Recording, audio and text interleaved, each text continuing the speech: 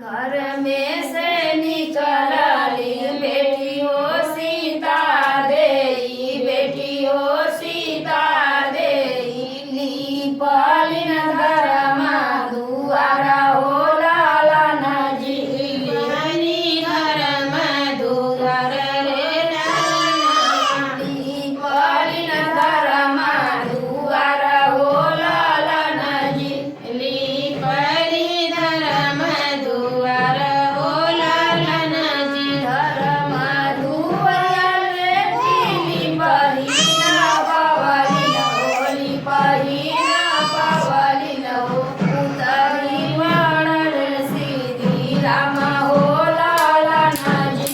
उतरी पड़न श्री राम हो लालन जी। उतरी पड़ल श्री राम हो लालन जी। उतरी पड़न श्री राम हो लालन जी। के करहु तोहि बारी हो दुलारिया, बारी हो दुलारिया, के करहु तू पतोह हो लालन जी। करहु तुम्ही पतोहरे लालन जी। के करहु तू पतोह रे लालन जी।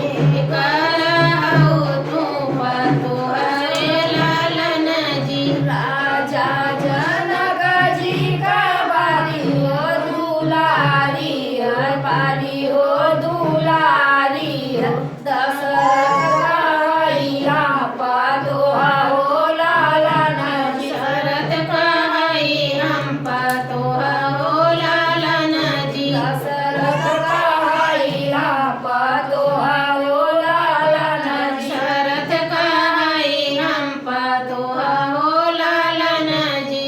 तनी बचन करहु सुनहि न पवलन हो, सुनहि न पवलन हो, गलिया में भोजन न कहाँ रहो लालन जी। गलिया में खोजल कहाँ रहो लालन जी। गलिया में खोजल न कहाँ रहो लालन जी। गलिया में खोजल कहाँ रहो लालन जी। लाल रंग डोरिया हो, लाल रंग ओढ़ावा हो, लाल रंग ओढ़ावा हो, लगी गइलन चार कहाँ रहो लालन जी। लगी गइल चार कहाँ रहो लालन जी। लगी गइलन चार कहाँ रहो लालन जी। लगी गइल